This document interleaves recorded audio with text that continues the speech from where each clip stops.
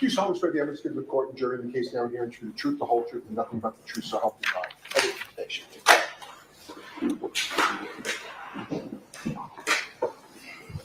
May I? Yes, please. Thank you, Your Honor. Sir, could you please introduce yourself to the jury? Hello, Stop yelling. my name is Daniel Whitley, WHITLEY. I'm a paramedic with the Canton Fire Department. I've been a paramedic and firefighter there since March of 2006. Before you became a paramedic firefighter with the Canton Fire Department, did you work anywhere else related to that field? Yes, I had 4 years full-time as a EMT intermediate, and also a paramedic at American Medical Response in Brockton. I'd like to take us right to January 29, 2022. Yes, Do you remember that day? yes, Were you working? yes. What was your role that day? I was a field training officer working on the ambulance with my partner, Jason Becker. Mr. Becker? Correct. That morning, did you know whether there was a call where a group of your colleagues went to and addressed 34 Fairview? Yes. Were you accompanying your colleagues on that initial call? No. Where were you at the time your colleagues left to go to that location? I was at the Station 2, Ponkapaug Station, on the north side of town. Different station? Correct. At some point after that call came in and was responded to you, did you receive a call? Sometime after, I'm not quite sure exactly how soon or later it was, but we received another call to respond to that scene. As a result of receiving that call, did you make your way towards that location? Yes. Who did you go there with? Just me and my partner at that time was Jason Becker. What type of vehicle did you use to get there? It was an ambulance. A fucking What ambulance. was the weather like? It was snowing pretty heavily at that point. Snowing. Do you know about how long it took you to get to 34 Fairview? I don't know. Ask Jim McKay. Not exactly, but definitely longer than usual. It should have been an 8-minute drive. I'm guessing 10 to 12 minutes. You could refer to my partner's report for exacts. When you got there, what did you see? We arrived on scene. Our engine was there before we run on a response with an engine and an ambulance to medical calls. And then at least 2 police cruisers and another car parked on the street, a gray SUV. When you got there, did you meet with anybody? Yeah, usually we get out, we say hi to my lieutenant and the other gentleman, Sam Parker, was on the engine before we got there. They were up front of where we parked, and then we walked down further, or at least I did, to the gray SUV.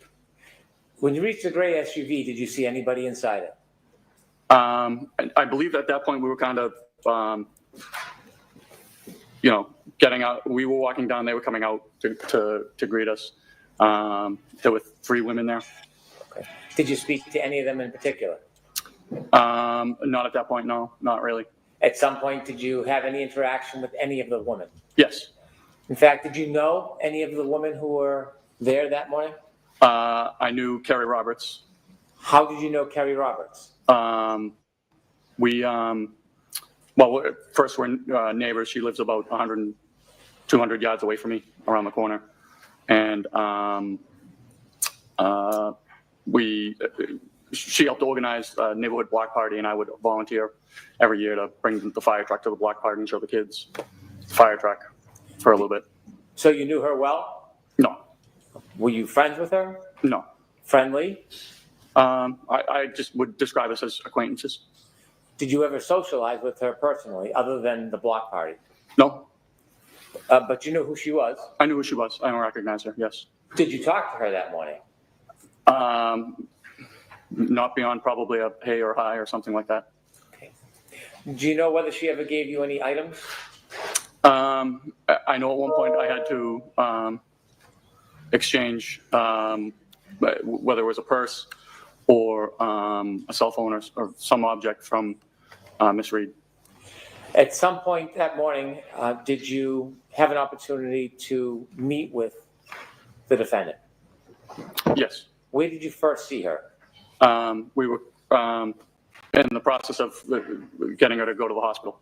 When you say we, who was helping you? That would be, my partner, obviously, Jason Becker, and then my lieutenant, Greg Woodbury. Where was she when you first saw her? Just somewhere outside in the street. Do you recognize her in the courtroom today? I do. And could you identify her, please? Yes. Please. You're pointing to a person. Can you give just a very limited? The woman standing, sitting in between these two gentlemen here. Did you interact with her that morning? Have a conversation? Yes. When you first started speaking to her, what was her demeanor? Pretty upset, crying.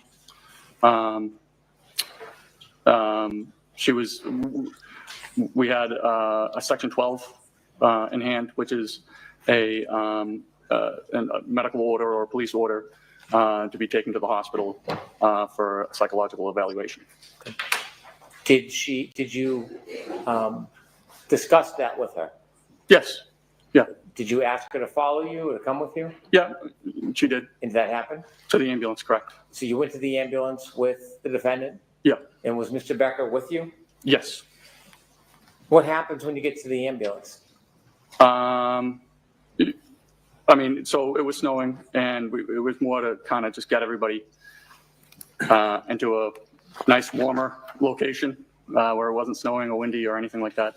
And we were discussing that, we have a Section 12 that states regardless of if you want to go, we have to take you to the hospital. She was arguing that she really didn't need to go to the hospital. And we were trying to convince her to go to the hospital because once the Section 12 is written, it doesn't matter what the patient says. We have to get them there one way or the other, whether it's cooperatively restrained or chemically restrained with sedatives or anything. It's not a voluntary order? It is not a voluntary order. Inevitably, did the defendant agree to go with you to the hospital? Yes. When you were going to return to the hospital, was the defendant placed in the back of the ambulance where a patient would be? So how we operate for anybody that's a Section 12 or anybody that is under the influence of anything, we always operate with two people in the back of the ambulance. So myself and my partner, Jason Becker, were back there. And then we had to take somebody from the engine company and have them drive to the hospital, and that was Sam Park. Sam Bach? Park, P-O-C-H. Thank you. Before you started to drive away from Fairview, were you having any conversations with the defendant? Yes. Can you share with the jury what those conversations were about? So we were talking. She was upset.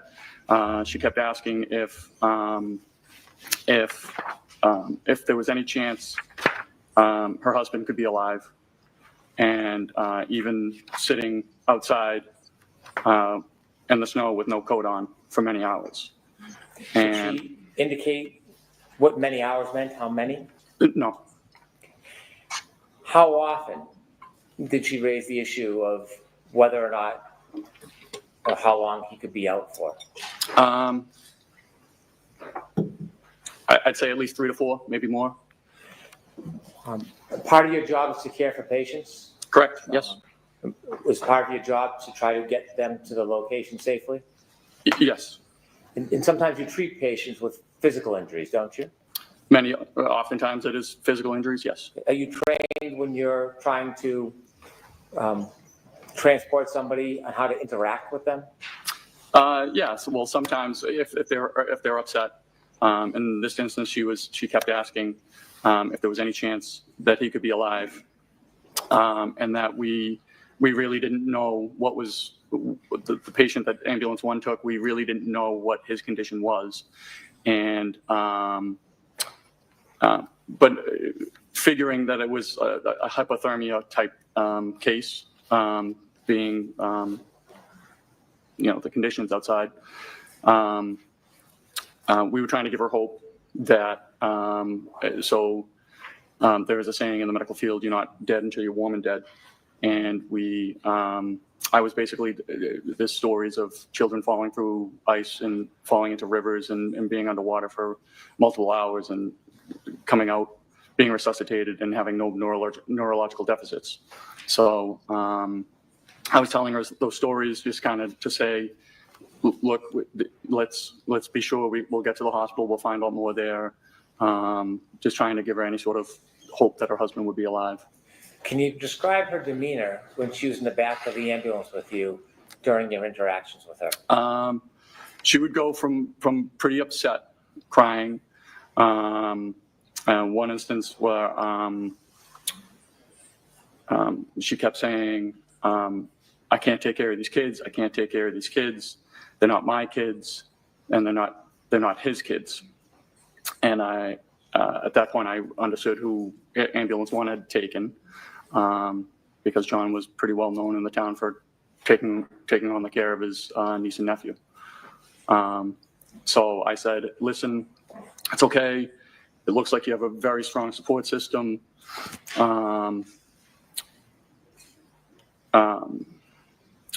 And then Miss Reed said, do you know Carrie Roberts? And she had been crying. And she picked her head up and said, do you know Carrie Roberts? And I said, a matter of fact, I do. And she said, anybody who knows Carrie Roberts wouldn't say that about her. And I said, well, she did come to out at early in the morning to look for your husband in a blizzard. And she just rolled her eyes and put her head back down. And I thought it was just bizarre. Objection, move to strike. I'll strike that last sentence.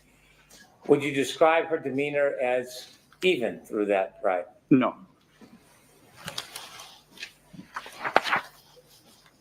How long did it take to get to the hospital? I mean, you can refer to my partner's ambulance trip report. I'm sure it has the. Do you have it right with you, sir? I do not know. Well, let me ask you. I would guess about 15 to 20 minutes, somewhere in there. You don't have an exact memory? No. When you get to the hospital with a patient under these circumstances, do you leave them at the door? No. What do you do? We have to hand off care. So we go in and we have to give a report to a nurse to let them know what their condition is, why they're coming to the hospital, and what we found taking them to the hospital. When you got to the hospital with Miss Reed, did you interact with the hospital personnel? Yes. Do you typically, after you hand off a patient to staff, do you leave? Typically, yes. This time, Miss Reed was, I'm going to say, not really cooperative with the nurse there. The nurse was asking her to get into a Johnny, give a urine sample. She was not cooperative. The nurse tried to work with her, had an ER tech go and ask the doctor if she had to get into a Johnny. She came back. She said, yes, she's a patient. She has to do all the normal stuff. We really didn't feel comfortable actually leaving the general area. I don't know if it was just shift change or what, but security wasn't there. And with her demeanor, we just didn't feel comfortable leaving the nurse by herself with Miss Reed. You said that there was some difficult times. Was there some difficulty about the defendant accepting wearing a Johnny? Yes, she was refusing to get into the Johnny, and the nurse kept saying, well, you got to get into this Johnny. The nurse did try to work with her and asked the doc if. Objection. I'll allow that. And so the ER tech had to come back and say, yes, she has to get into the Johnny. And at that point she did. She seemed to have calmed down and was getting into the Johnny. Security personnel had shown up, and we felt comfortable being able to kind of leave the nurse and the tech on their own. Before security came, was there difficulty in her providing a urine sample? Objection. Do you know the answer to that? Can you ask the question again? I'm sorry. Why don't you ask it a little differently? Sure. Do you remember whether she was giving the nurses a hard time about a urine sample? Yes. Objection. So break that down, Mr. Brennan. The objection is sustained. You said that she was giving nurses a hard time. She didn't want to give a urine sample. And then the nurses kept asking her to, this is the cup, you pee in the cup. Objection. Not funded. No, I'm going along. You were there and saw this, right? I saw her, yes. Thank you. I have no further questions. May I proceed, Your Honor? Yes.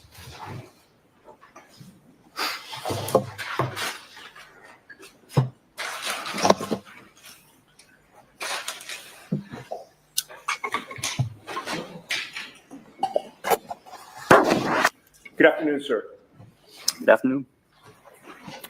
Sir, you knew before you got into ambulance 2 that you were heading to Fairview Road for what is called a Section 12, correct?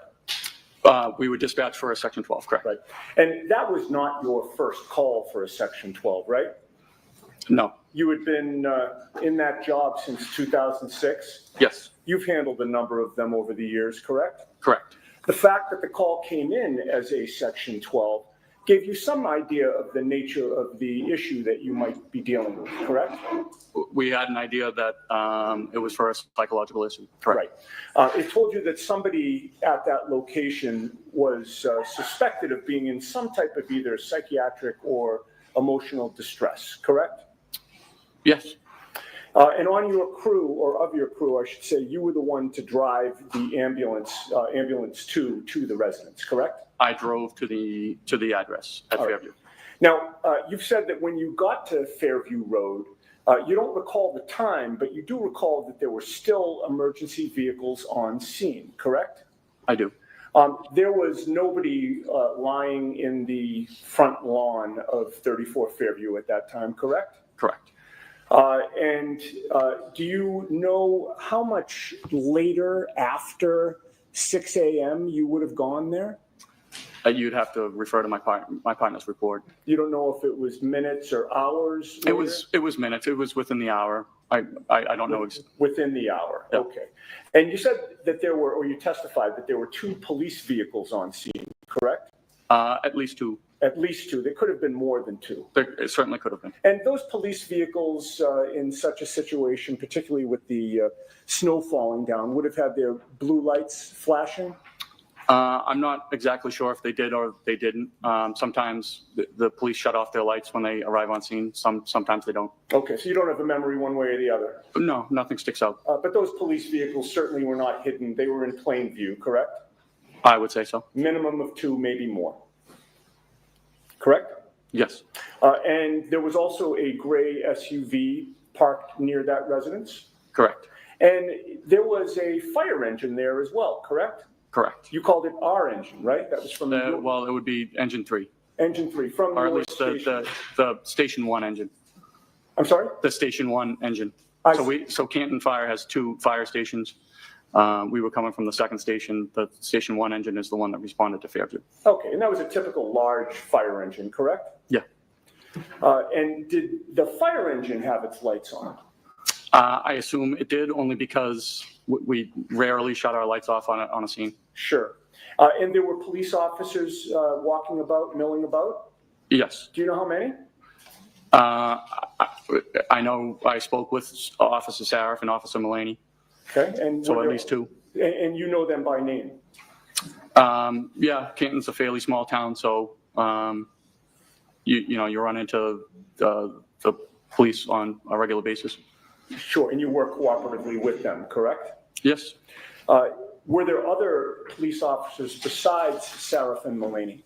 I'm sure there could have been, but I don't recall ever speaking with them or interacting with them. Okay. Were there other EMTs or firefighters there when you got there? Just my Lieutenant Woodbury, and then firefighter Sam Pock. Okay, and they were in charge of engine 1? Well, the station 1 engine. The station 1 engine? Okay. And there were also civilians on scene, correct? Correct. So you would agree that there was a lot of activity outside 34 Fairview, correct? There's a fair amount of activity. I mean, there were people and vehicles and lights surrounding that residence, correct? I assume so, yes. Well, you were there, so you don't really have to assume, you know, right? There was at least 2 police cruisers and a fire engine. Right, and civilians, And and police officers, and firefighters, correct? And civilians. Correct. All right. With all of that activity outside 34 Fairview, did you ever see the homeowner come out of his house? I wouldn't have known the homeowner. Do you ever see anybody exit the house? I was not focused on the house at all. All right. You were there to do a job, correct? I was there to take somebody to the hospital. Right. And you were there also to do a medical or psychiatric assessment while you were on scene, correct? Well, yes, my partner was. Correct. All right. When you got there, you learned, well, I can strike that. You knew going there that your patient would have been Karen Reed, correct? No. Okay. When you got there, you learned your patient was to be Karen Reed, correct? Yes. All right. And given the nature of the call, you knew when you arrived that you would be transporting her to the hospital, correct? Correct. One of the first things that you tried to do was to get a medical history from her, correct? Or my partner. All right. And you were present for that, correct? I may or may not have been. Getting a medical history is important so that you can pass along information to the hospital when you eventually arrive there with the patient, correct? Yes. And you know that when assessing and treating somebody, getting more information is always better than getting less information, correct? Not necessarily. Okay, so there are times when you'd like to get less information from a patient before you transport them? So it would be pertinent information.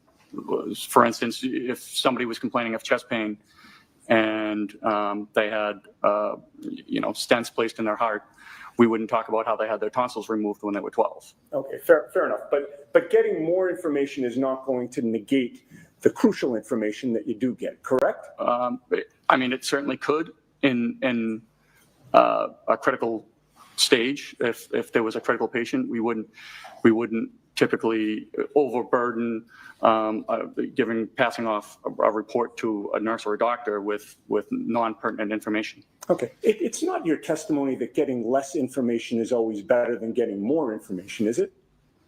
I would say getting pertinent information is better than having. That wasn't my question. My question was, is it your testimony that getting less information is always better than getting more information, sir? I would not agree with that, no. Okay, thank you. Now, the medical history that was taken from Ms. Reed listed her as having multiple I'm gonna sclerosis, object, right? Your Honor. I'm going to see it, Sarah, please.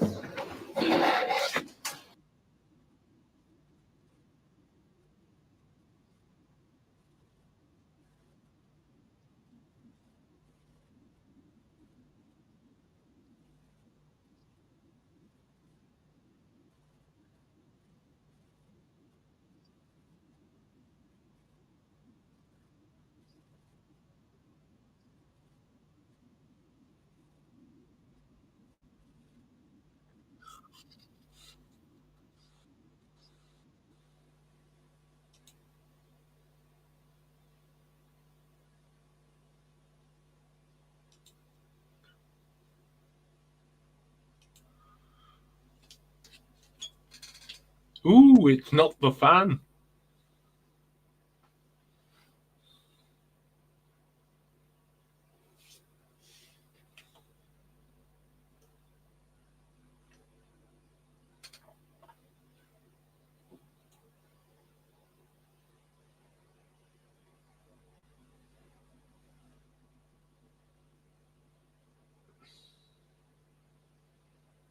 I've just been talking to myself for 10 minutes. The light. I flicked over to Kurt from Uncivil Law the other day, and I swear to God, he spent 10 minutes analysing this light and thinking he was funny. Yeah. Yeah, no. Yeah, I know. No, it didn't work. No.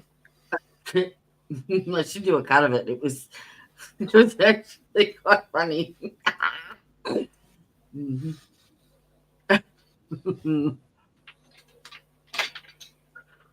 What was it that Hank yelled out then to stop that? Because it wasn't an objection, it was something else.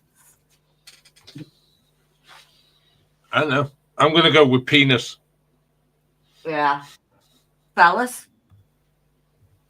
Yeah, that'll do. Purple-headed warrior, Yep. junket pumper, one-eyed trouser snake, Trouser monkey. dong,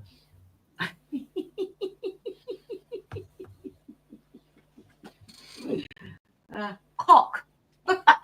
Where's Anna when you need her?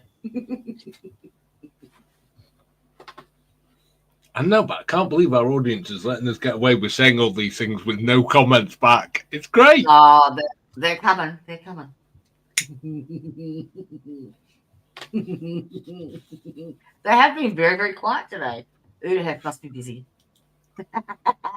Come on, surely you can come up with a few, Tricia.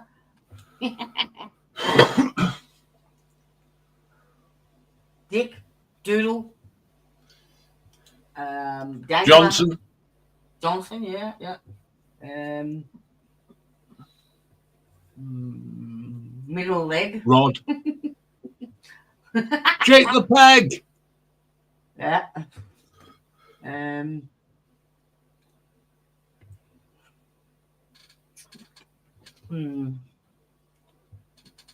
Trousers, that's been said. Yeah. Come on, let's keep going. There's got to be more.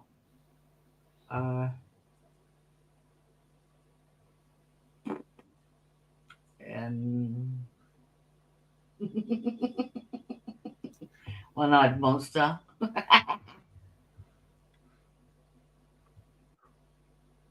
Packer. Pecker, yeah. Willie.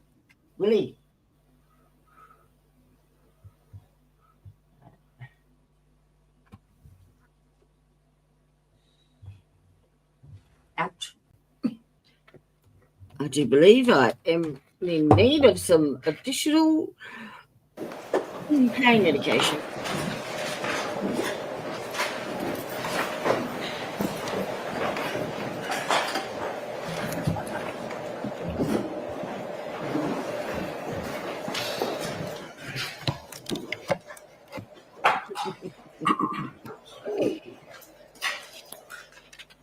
Thank you. Sir, the medical testimony, history that your partner and you took from Ms. Reed listed that she suffered from multiple sclerosis, correct? Correct. And you know that that's a chronic disease of the central nervous system? It's my understanding. And what does chronic mean? Anything I over believe 3 months. any disease lasting more than a certain amount of time. It could be 2 years, 3 years, Sure. 4 years. Persists for a long time or Persistent. constantly recurs? Correct. And it's a disease that affects neurological muscle control. Ramrod. That's my understanding. And last question, it's also a progressive disease, which means it tends to get worse over time.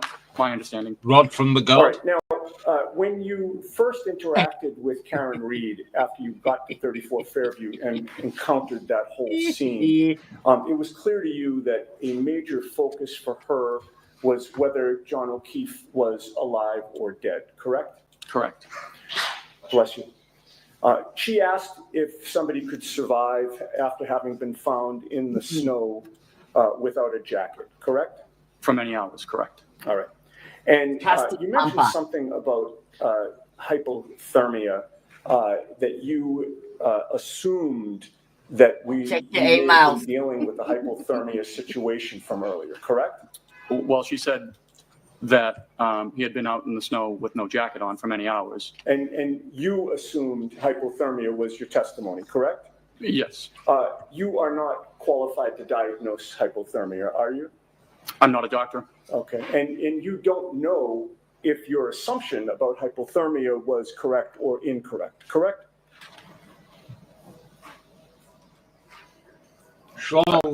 Is my assumption correct?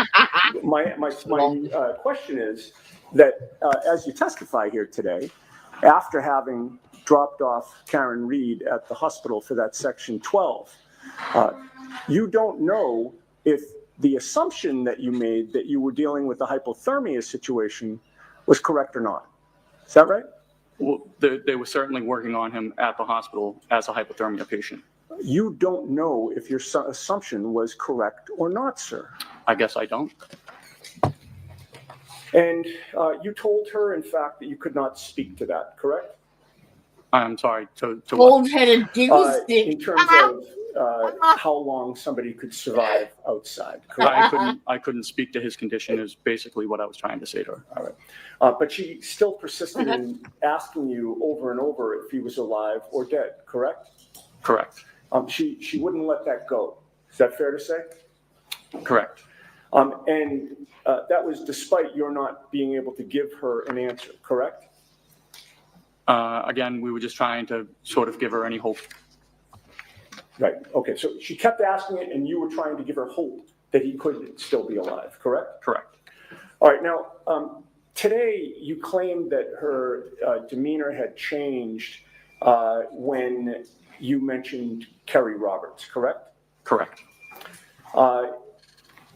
And the term that you used to describe her demeanor when you mentioned Kerry Roberts as being part of a support system, what term did you use? I'm sorry. When you just testified on direct examination, did you characterize the way that she reacted when you mentioned Kerry? She had been crying in her hands, and I said, you know, it looks like you have a very strong support system. And she picked up her head. She had her face in her hands. She picked up her head out of her hands, looked at me, and said, "Do you know Kerry Roberts?"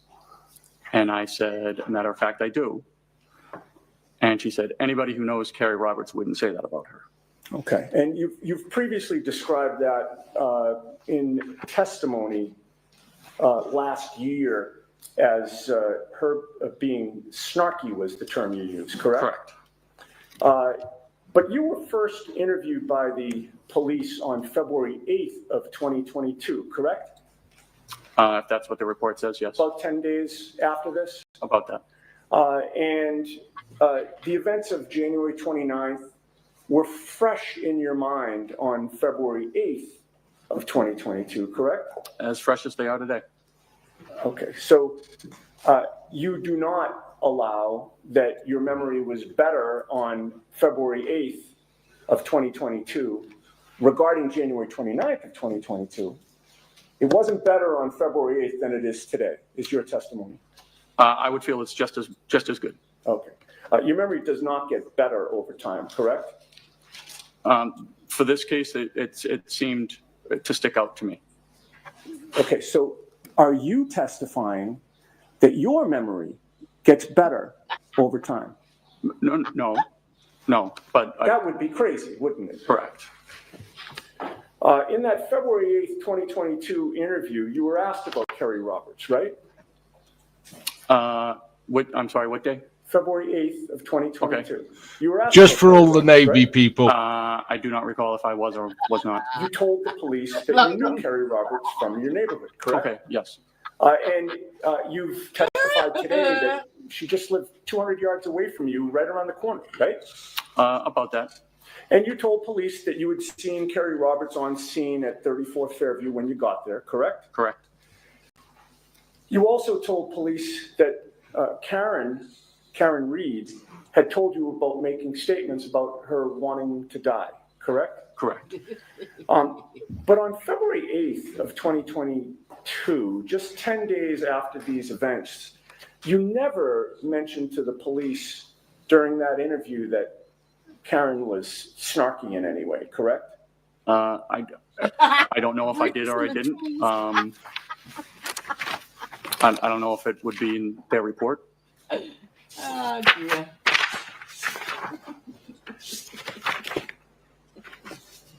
About that. If you saw that report, would it refresh your memory as to whether or not you mentioned snarkiness? I don't think I mentioned snarkiness that day, no. Okay. All right, well, that answers my question. Okay.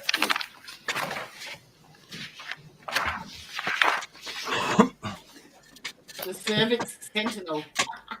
But after that interview, and of course, even after January 29th of 2022, you went back to your neighborhood, the same neighborhood that you lived in with Kerry Roberts, correct? Correct. Do you still live in that neighborhood? I do. Does Kerry Roberts still live there? She does. So you and Kerry Roberts have continued to live in the same neighborhood for years after January 29th, correct? We have. And before you ever encountered Karen Reed that day, you had interacted with Kerry Roberts in the past, correct? Briefly, yes. Well, you were both on the same neighborhood Facebook page, were you not? Yes, that's why I volunteered to bring the fire truck to the Right. block So party. one time she had posted on that neighborhood Facebook page that she wanted to have a fire truck at the neighborhood block party, correct? Correct. And that's when you replied and volunteered that you would bring the fire truck to that block party as she requested, correct? Correct. And you also worked with Kerry Roberts on the Ponkapog Civic Association, did you not? I did not know. She worked on the board prior to my arrival on the board. So you both worked on the same board, but just at different times? Different times, correct. All right. We had, I think you had touched on this earlier, in addition to knowing Kerry Roberts, having been with the Canton Fire Department since 2006, there have been many times when you've worked in conjunction with the police, correct? Correct. And in addition to the two police officers that you mentioned having seen at 34 Fairview on January 29th, that being Sarath and Mulaney, you know many other officers at the Canton police station. I do. And as you say, Canton's a small town, correct? Relatively. People know each other, correct? Correct. You also knew former state trooper Michael Proctor before you arrived at 34 Fairview, correct? I did. Michael Proctor actually was 2 years ahead of you in school, was he not? He was. And you learned at some point that your school classmate, Michael Proctor, was the lead investigator into the death of John O'Keefe, this case, correct? Yes. And in fact, when you spoke to the police in February of 2022, Michael Proctor was one of the troopers to interview you, correct? Correct. You did not go to school with Karen Reed, right? No, not to my knowledge. You didn't help coordinate neighborhood block parties with Karen Reed, right? Nope. You were not in a civic association that Karen Reed belonged to at any point, correct? Nope. She was a stranger to you on January 29th, 2022, correct? She was a patient of mine, yes. Well, as far as you knew, she was an outsider to Canton, correct? I did not know that. You didn't live in the same neighborhood with her? I'm not sure if we did or did not. You had no personal contact with her either before or after January 29th of 2022, correct? No. All right. Now, as a result of your having gone to the scene, there's a patient care record that is generated, correct? Correct. All right. And on this issue of the snarkiness and the demonstration that you just did, there's a contemporaneous report of your team's observations from January 29th, right? Are you referring to my partner's wrong report? Yeah, the patient care report. Yes. All right.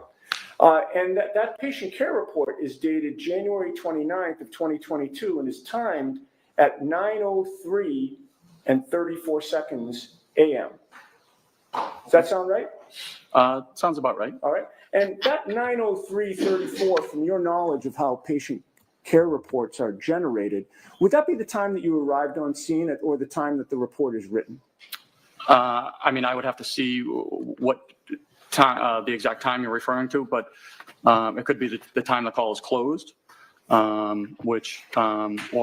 it could be the time you finish the report.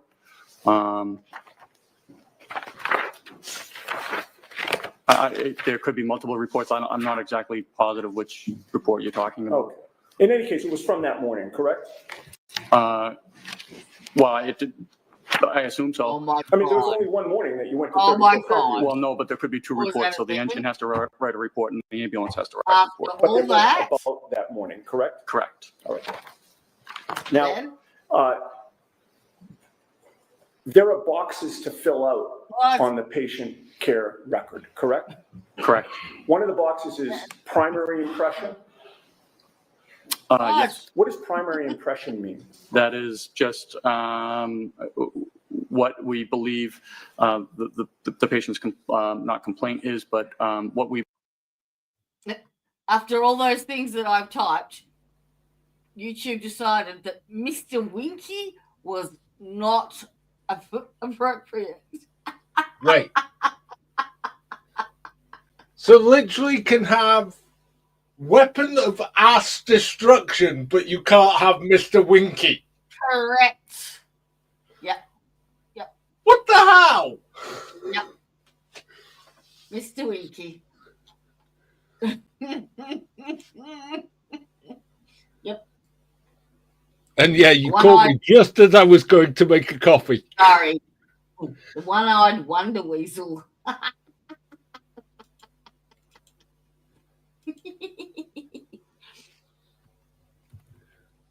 Mr. Winky. What the fuck? Also, yes, people, this testimony is that fucking dull that we're making up names for penises. Yep. Correct. The pink oboe.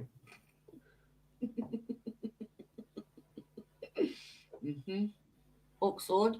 We believe the patient is suffering from. Okay, and that is listed on the patient care record for Karen Reed as a behavioral / psychiatric episode, correct? Yeah, so that's a box we check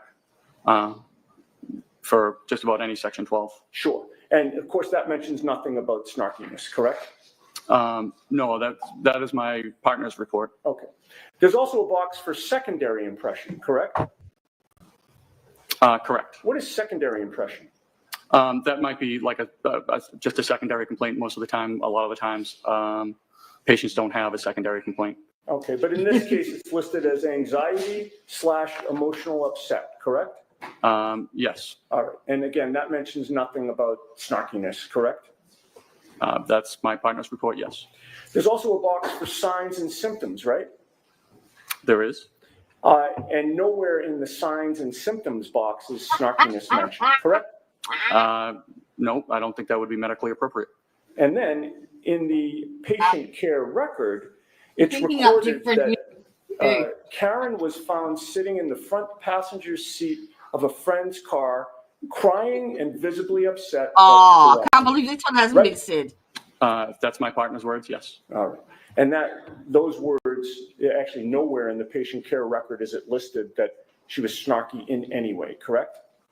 Again, that would not be something we would put into a patient care report. And you did not put it in, correct?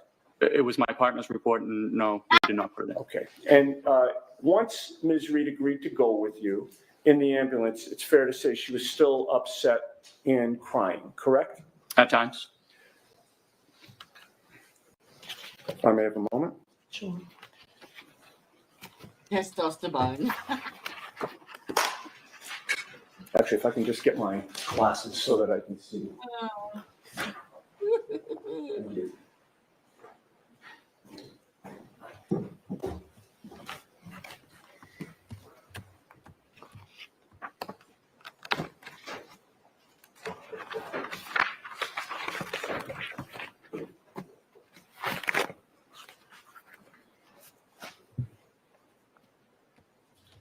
Mr. Winky.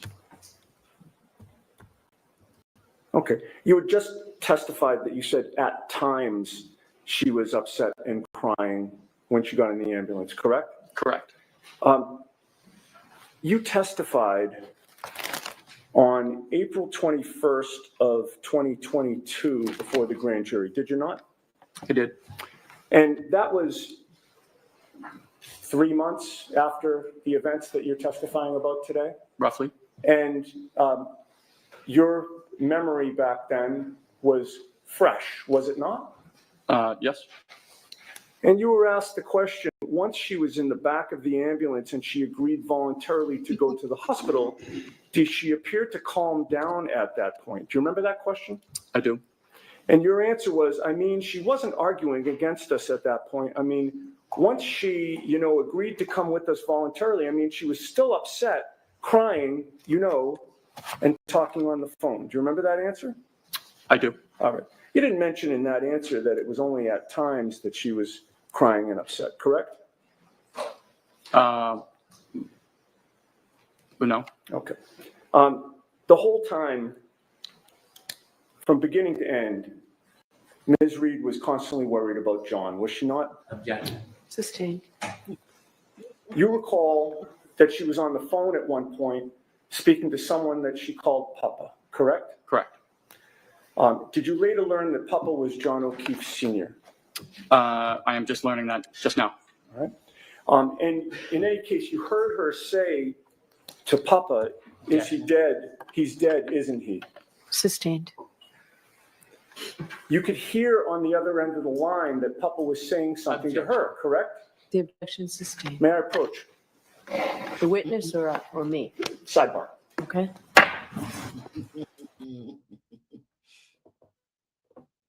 The valiant Vane